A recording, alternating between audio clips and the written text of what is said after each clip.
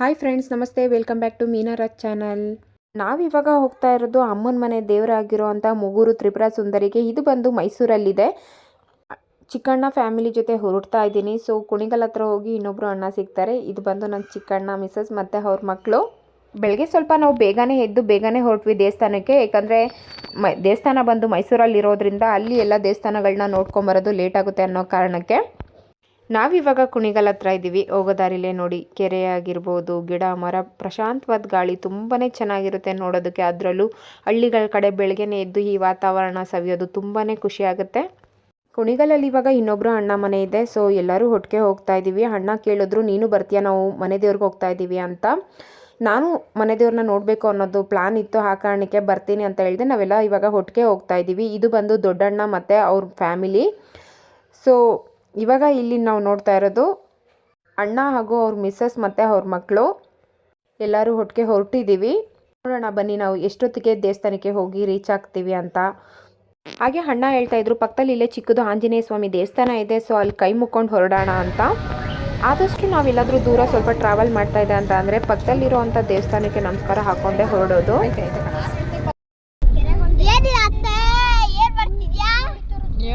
ನೋಡು ಮಗನೇ. ಹೋಗೋ ದಾರಿಲಂತೂ ನನಗಂತೂ ತುಂಬಾ ಒಳ್ಳೆ ವ್ಯೂ ಸಿಗ್ತಾ ಇತ್ತು. ತುಂಬಾ ನೋಡೋದಕ್ಕೆ ಇಷ್ಟ ಆಗ್ತಿತ್ತು. ಹಾಗೆ ಒಳ್ಳೆ ಪ್ರಶಾಂತವಾದ ಗಾಳಿ ಸಹ ಸವಿತಾ ಇದ್ವಿ. ಮಕ್ಳಿಗಂತೂ ಆಚೆ ಕರ್ಕೊಂಡು ಹೋಗೋದಂದರೆ ತುಂಬಾ ಖುಷಿ. ಅದರಲ್ಲೂ ಅವ್ರದ್ದೇ ಆದ ರೀತಿಲಿ ಚೇಷ್ಟೆಗಳನ್ನ ಮಾಡ್ಕೊಂಡು ಎಂಜಾಯ್ ಮಾಡ್ತಾ ಇರ್ತಾರೆ. ನನಗೆ ಸ್ವಲ್ಪ ಹಳ್ಳಿ ವಾತಾವರಣ ಅಂದರೆ ಇಷ್ಟ. ಅದರಲ್ಲೂ ಬೆಟ್ಟ ಗುಡ್ಡ, ಕಾಡು, ಗಿಡ ಮರಗಳಾಗಿರ್ಬೋದು, ಆ ಪ್ರಾಣಿ ಪಕ್ಷಿಗಳಾಗಿರ್ಬೋದು, ನಿಜ ತುಂಬಾ ಖುಷಿಯಾಗುತ್ತೆ ಆ ವಾತಾವರಣವನ್ನು ನೋಡೋದಕ್ಕೆ. ಅದರಲ್ಲೂ ಬೆಳಗ್ಗೆ ಟೈಮ್ ಟ್ರಾವೆಲ್ ಮಾಡುವಾಗ ಈ ರೀತಿ ನೋಡೋದಂತೂ ಇನ್ನೂ ಖುಷಿನೇ. ಸೊ ನಾನಂತೂ ಈ ರೀತಿ ವಾತಾವರಣನ ಡೈಲಿ ನೋಡೋದಕ್ಕೆ ತುಂಬ ಮಿಸ್ ಮಾಡ್ಕೊಳ್ತೀನಿ ಅಂತಲೇ ಹೇಳ್ಬೋದು. ಹಾಗೆ ಅಣ್ಣ ಹೇಳ್ತಾ ಇದ್ರು, ಹೋಗೋ ದಾರಿಲಿ ನೋಡೋ ಅಂಥ ಪ್ಲೇಸ್ ಇದ್ದರೆ ನೋಡ್ಕೊಂಡು ಹೋಗೋಣ ಅಂತ. ಮಕ್ಕಳೆಲ್ಲ ಇದ್ದಾರೆ, ಅವ್ರಿಗೆ ಹಸಿವು ತಡೆಯೋದಕ್ಕಾಗಲ್ಲ ಅಂದ್ಬಿಟ್ಟು ನಾವು ಮಧ್ಯದರಲ್ಲೇ ಗಾಡಿ ನಿಲ್ಲಿಸ್ಬಿಟ್ಟು ಟಿಫನ್ ಮಾಡಿದ್ವಿ. ಇಲ್ಲಿ ಚಿತ್ರಾನ್ನ ಹಾಗೂ ಬಿಸಿ ಬಿಸಿ ಇಡ್ಲಿನ ತಿನ್ಕೊಂಡು ಓಡೋಣ ಅಂತ ಟಿಫನ್ ಕುತ್ಕೊಳ್ತಾ ಇದ್ವಿ ಇವಾಗ. ಸೊ ನನಗಿಂತ ಜಾಸ್ತಿ ಮಕ್ಕಳಿಗೆ ತುಂಬ ಖುಷಿ ಆಗ್ತಿತ್ತು ವಿಡಿಯೋ ಮಾಡ್ಕೊಳ್ಳೋದು. ಅವ್ರಿಗೆ ಏನಾದರೂ ನಾನು ಮೊಬೈಲ್ ಕೊಟ್ಟಿದ್ರೆ ಅವರೇ ವಿಡಿಯೋ ಮಾಡಿಬಿಟ್ಟು ಅಪ್ಲೋಡ್ ಮಾಡ್ತಾಯಿದ್ರು. ಅಷ್ಟು ಎಂಜಾಯ್ ಮಾಡ್ತಾಯಿದ್ರು ನಾನು ವಿಡಿಯೋ ಮಾಡ್ಕೊಳ್ಳೋದನ್ನ. ಸೊ ನೋಡಿ, ನಾನು ಫೋನ್ ಇಟ್ಕೊತಿದ್ದಂಗೆ ಹಾಯ್ ಗಾಯ್ಸ್ ಅಂತ ಸ್ಟಾರ್ಟ್ ಮಾಡಿಬಿಡ್ತಾರೆ.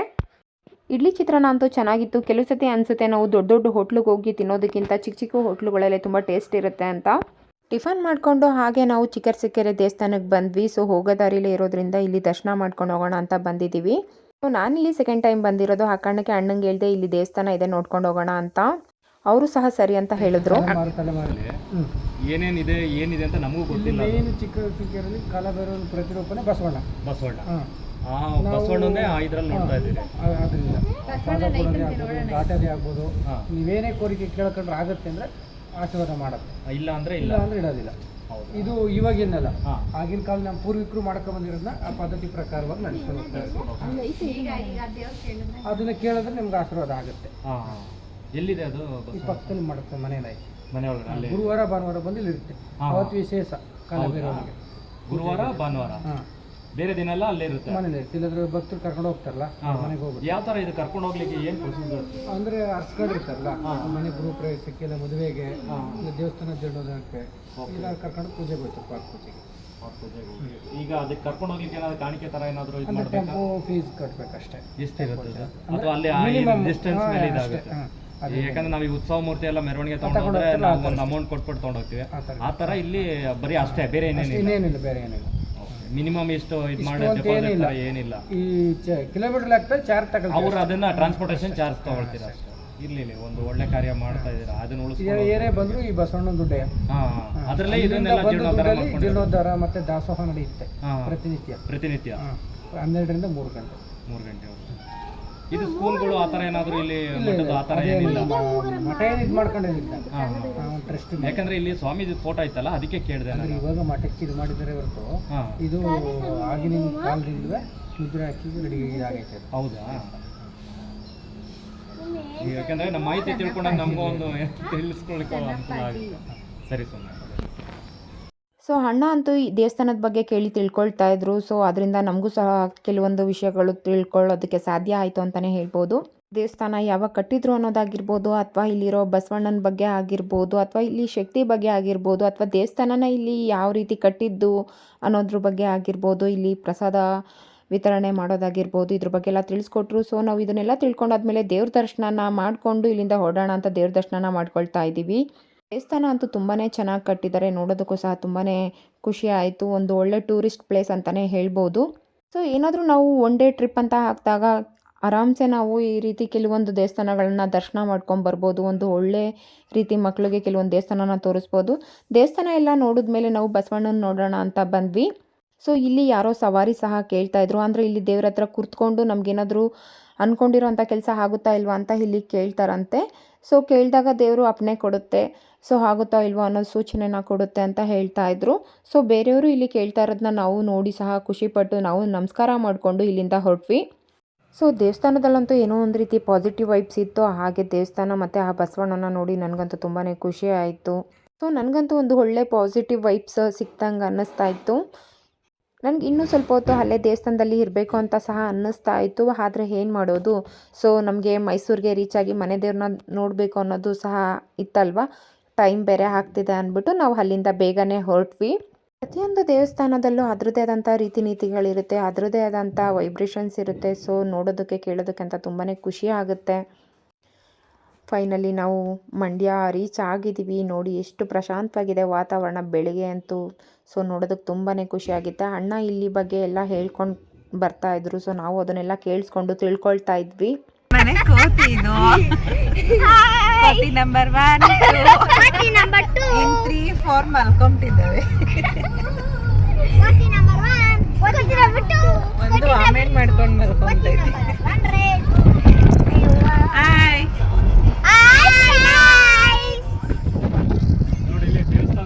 ನೋಡಿ ನಮ್ಮ ಮನೇಲಿ ಎಷ್ಟು ಕೋತಿಗಳಿದ್ದಾವೆ ಅಂತ ಅದಕ್ಕೆ ಎಲ್ಲರಿಗೂ ಹೇಳ್ತಾ ಇದ್ದಾರೆ, ಯಾವ್ಯಾವ ಕೋತಿ ಏನೇನು ಚೇಷ್ಟೆ ಮಾಡುತ್ತೆ ಅಂತ ಎಲ್ಲ ಹೇಳ್ತಾಯಿದ್ರು. ಅಷ್ಟರಲ್ಲಿ ಅಣ್ಣ ಯಾವ ರೀತಿ ಕಾವೇರಿ ನದಿ ತುಂಬಿ ಹರಿತಾ ಇದೆ, ಸೊ ಅಲ್ಲಿ ಬಗ್ಗೆ ಮತ್ತು ಅದ್ರ ಮಧ್ಯೆ ಇರೋ ದೇವಸ್ಥಾನಗಳ ಬಗ್ಗೆ ಎಲ್ಲ ತಿಳಿಸ್ಕೊಡ್ತಾಯಿದ್ರು. ನಾವು ಮತ್ತೆ ಆ ಕಡೆ ಡೈವರ್ಟ್ ಆದ್ವಿ. ತುಂಬಾ ಮಸ್ತಿತ್ತು ನೀರಂತೂ, ನೋಡೋದಕ್ಕಂತೂ ಖುಷಿ ಆಗ್ತಿತ್ತು. ಹಾಗೆ ಅದರೊಳಗಡೆ ನಾವಿದ್ವೇನೋ ಅನ್ನೋಷ್ಟು ಫೀಲ್ ಆಗ್ತಿತ್ತು, ಅಷ್ಟು ನೀರು ತುಂಬಿ ಹರಿತಾ ಇತ್ತು. ಸೊ ಫೈನಲಿ ನಮ್ಮ ಮನೆ ದೇವರಾಗಿರುವಂಥ ಮೂಗೂರು ತ್ರಿಪುರ ಸುಂದರಿಗೆ ಬಂದು ನಾವು ರೀಚ್ ಆದ್ವಿ. ಕಾರ್ನ ನಿಲ್ಲಿಸಿ ನಾವು ದೇವ್ರ ದರ್ಶನನ ಮಾಡೋದಕ್ಕಂತ ಹೊರಟ್ವಿ. ಸೊ ನೋಡಿ ಫ್ರೆಂಡ್ಸ್, ಎಷ್ಟು ದೊಡ್ಡದು ನಮ್ಮನೆ ದೇವ್ರ ದೇವಸ್ಥಾನ ಅಂತ, ತುಂಬಾ ಚೆನ್ನಾಗಿದೆ ದೇವ್ರ ದೇವಸ್ಥಾನ. ಸೊ ಒಂದು ಒಳ್ಳೆ ಟೂರಿಸ್ಟ್ ಪ್ಲೇಸ್ ಅಂತಲೇ ಹೇಳ್ಬೋದು. ಸೊ ಇಲ್ಲಿ ಬಗ್ಗೆ ತುಂಬಾ ಕಥೆಗಳು ಸಹ ಇದೆ ಈ ದೇವಸ್ಥಾನದಲ್ಲಿರೋ ದೇವಿ ಬಗ್ಗೆ. ಯಾರ ಮನೆ ದೇವರೆಲ್ಲ ತ್ರಿಪುರ ಸುಂದರಿ ಆಗಿದೆ ಖಂಡಿತ ಶೇರ್ ಮಾಡಿ. ಹಾಗೆ ಜೊತೆಗೆ ಯಾರೆಲ್ಲ ಈ ದೇವಸ್ಥಾನ ನೋಡಿದ್ದೀರಾ ಅನ್ನೋದನ್ನು ಕಮೆಂಟ್ ಮಾಡಿ. ಹಬ್ಬದಲ್ಲಿ ಜಾತ್ರೆಯಲ್ಲಂತೂ ಕಾಲಿಡೋದಕ್ಕೂ ಸಹ ಜಾಗ ಇರಲ್ಲ, ಅಷ್ಟು ರಶ್ ಇರುತ್ತೆ.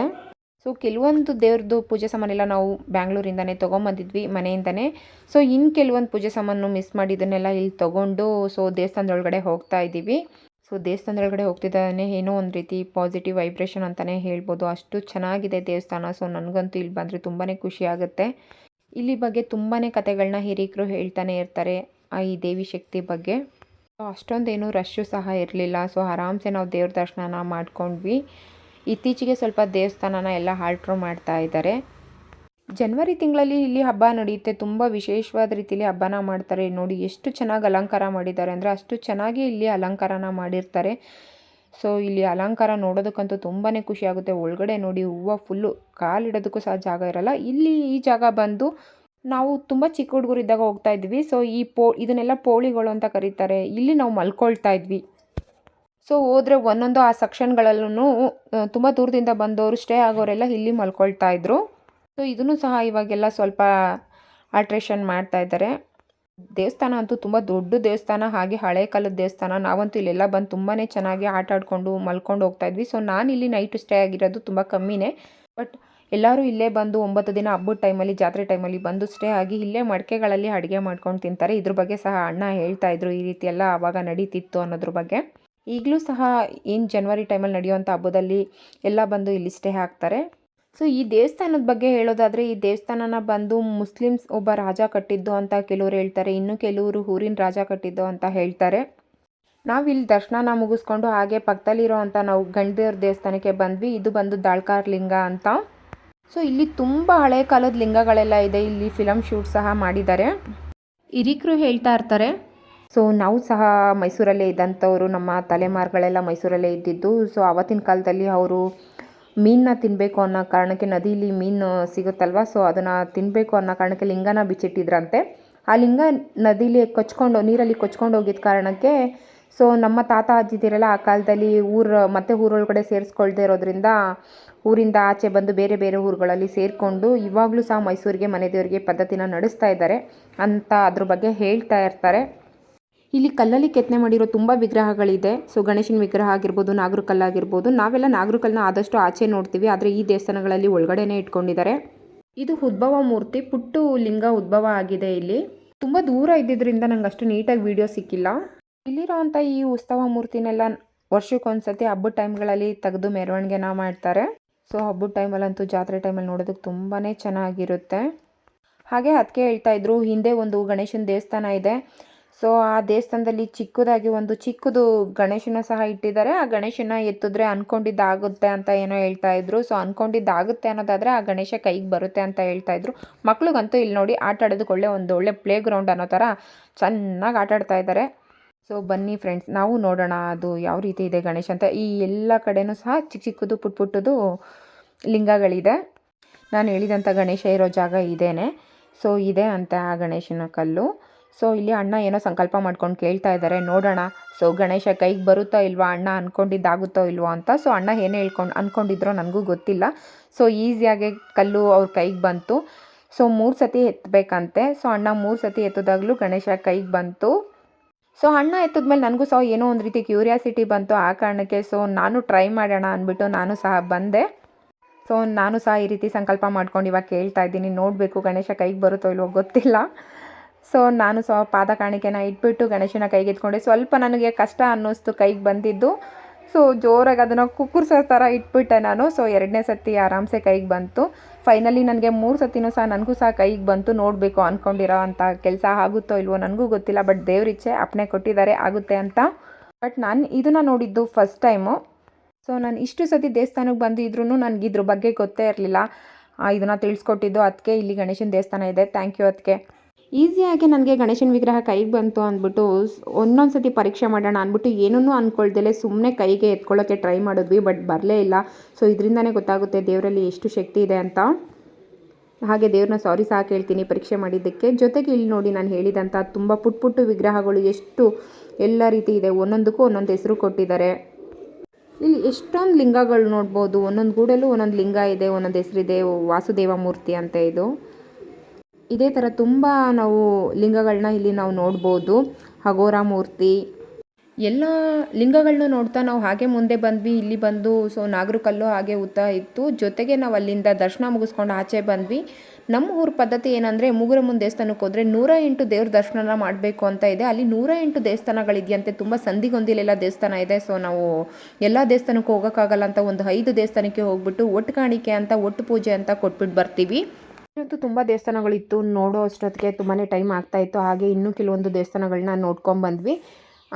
ಇಲ್ಲಿ ವಿಡಿಯೋನ ನಾನು ತುಂಬ ಲಾಂಗ್ ವಿಡಿಯೋ ಆಗಿದೆ ಅನ್ನೋ ಕಾರಣಕ್ಕೆ ಸೊ ಸ್ಟಾಪ್ ಮಾಡಿ ನಾನು ನೆಕ್ಸ್ಟು ಬ್ಲಾಗಲ್ಲಿ ವಿಡಿಯೋನ ಕಂಟಿನ್ಯೂ ಮಾಡ್ತೀನಿ. Thank you friends.